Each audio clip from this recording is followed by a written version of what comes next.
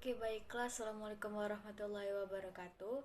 Pada pertemuan ke-12 ini, yang mana kami telah ditugaskan untuk membuat suatu flipbook yang mengenai materi yang telah dibahas oleh kelompok di pertemuan ke-12 ini.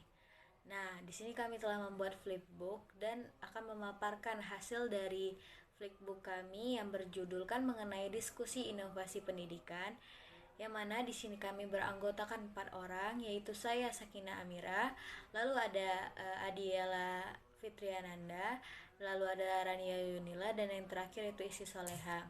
Baiklah, di sini pemaparan yang pertama itu akan dijelaskan oleh saya sendiri, lalu mengenai penjelasan berikutnya akan dijelaskan oleh Adiela, lalu dijelaskan oleh Isti, dan terakhir oleh Rania. Masuk pada penjelasan pemaparan pertama, yaitu mengenai pengertian diskusi inovasi, yaitu adanya teori menurut Rusdina, yaitu bentuk komunikasi yang bersifat khusus berkaitan dengan penyebaran pesan-pesan yang berupa gagasan atau ide baru yang bertujuan sebagai suatu proses inovasi yang dikomunikasikan.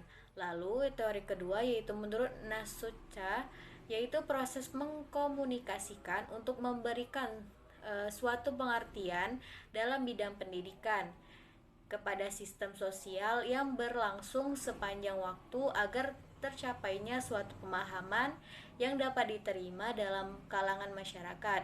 Lalu teori yang terakhir yaitu menurut Raihan, yaitu penjelasan mengenai suatu inovasi yang dikaitkan pada bentuk saluran komunikasinya pada waktu tertentu sesuai dengan sistem sosial yang ada di masyarakat. Nah, jadi dari ketiga teori di atas dapat disimpulkan bahwa bentuk komunikasi yang berkaitan dengan penyampaian suatu pengertian dalam bidang pendidikan kepada sistem sosial atau masyarakat yang berupa gagasan atau ide baru, serta adanya suatu tujuan sebagai bentuk inovasi dengan berlangsung sepanjang waktu tertentu sehingga dapat diterima dalam kalangan masyarakat. Nah, mungkin itu saja pemaparan dari saya. Saya ucapkan terima kasih. Baiklah, Assalamualaikum warahmatullahi wabarakatuh. Perkenalkan, saya Adiela Fitri Ananda. Di sini saya akan melanjutkan materi tentang tujuan difusi inovasi. Menurut Nisroka, diadopsinya suatu inovasi oleh anggota sistem umum sosial tertentu. Anggota sistem sosial dapat berupa individu, kelompok informal, organisasi, dan atau subsistem. Menurut Noriska dan kawan-kawan, diadopsinya gagasan atau ilmu pengetahuan baik oleh seorang individual atau kelompok tertentu. Menurut Prawiradilaga atau Mustafa dan Suryadi, agar suatu medium dapat diterima dan digunakan dalam pembelajaran sehari-hari tanpa ada keterpaksaan dari pihak manapun. Jadi kesimpulan dari beberapa menurut para ahli di atas, tujuan dari difusi inovasi adalah diadopsinya ilmu pengetahuan oleh anggota sistem sosial tertentu agar dapat menerima dan digunakan dalam pembelajaran sehari-hari tanpa ada paksaan dari pihak manapun.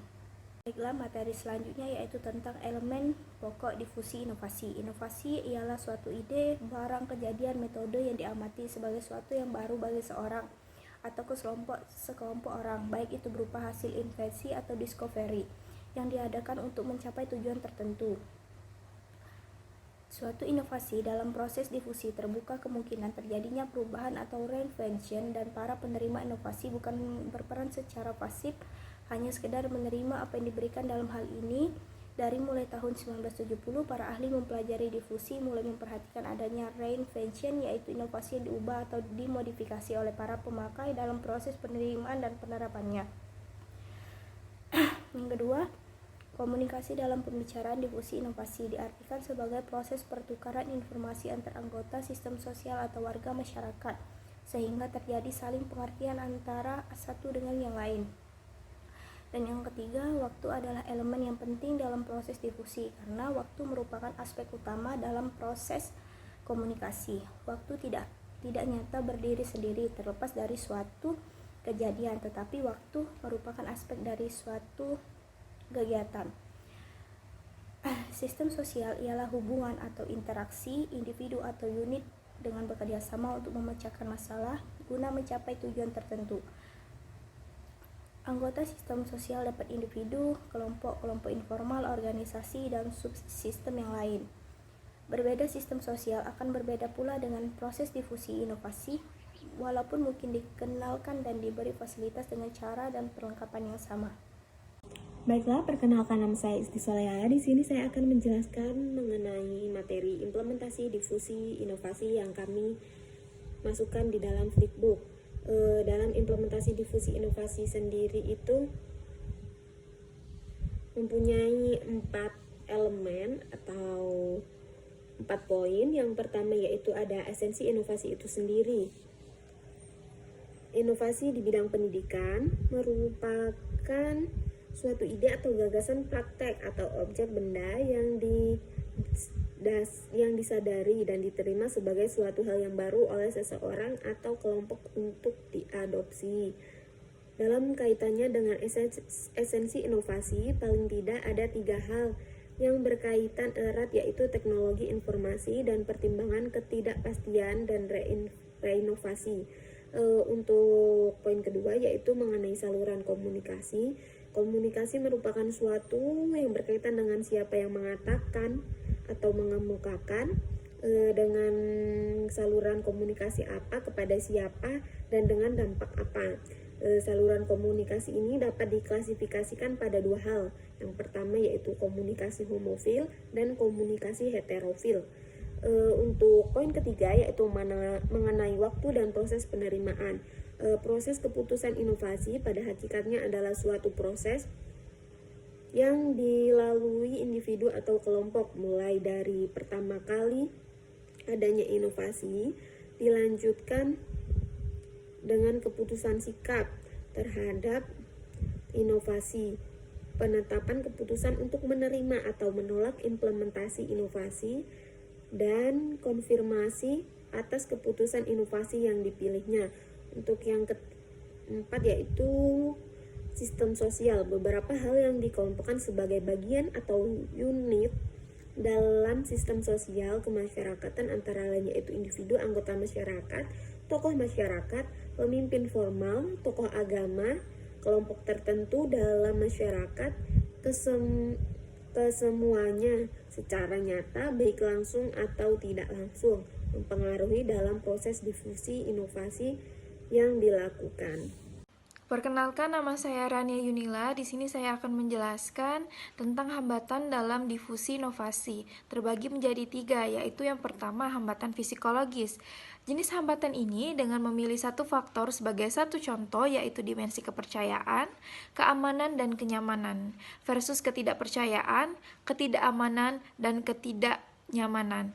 Faktor-faktor ini sebagai unsur inovasi yang sangat penting. Faktor-faktor psikologis lainnya yang dapat mengakibatkan penolakan terhadap inovasi baru adalah rasa enggan karena merasa sudah cukup dengan keadaan yang ada, tidak mau repot, atau ketidaktahuan tentang masalah yang terdapat dalam organisasi.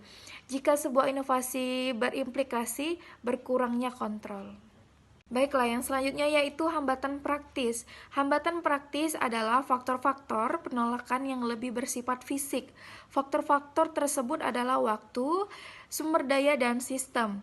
Faktor-faktor ini adalah faktor yang sering ditunjukkan untuk mencegah atau memperlambat perubahan dalam organisasi dan sistem sosial. Yang ketiga ada hambatan nilai. Hambatan nilai ini melibatkan kenyataan bahwa suatu inovasi mungkin selaras dengan nilai-nilai, norma-norma, dan tradisi-tradisi yang dianut organisasi tertentu, tetapi mungkin bertentangan dengan nilai-nilai yang dianut sejumlah organisasi lain. Jika inovasi dalam organisasi, maka bentrokan nilai akan terjadi dan penolakan terhadap inovasi pun akan muncul.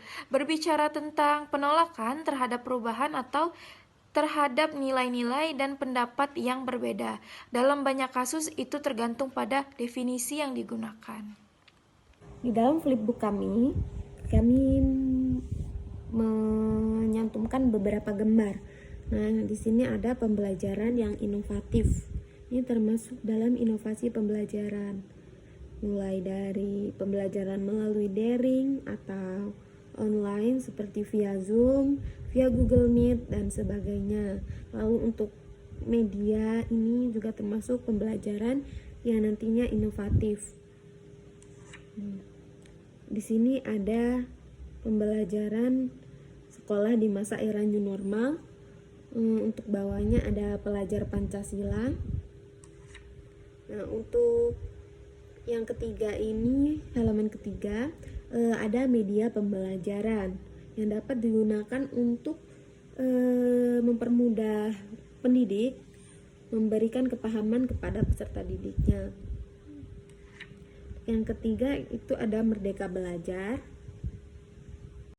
Baik, mungkin itu saja materi yang dapat kelompok kami sampaikan. Lebih kurangnya kami mohon maaf. Saya akhiri. Wassalamualaikum warahmatullahi wabarakatuh.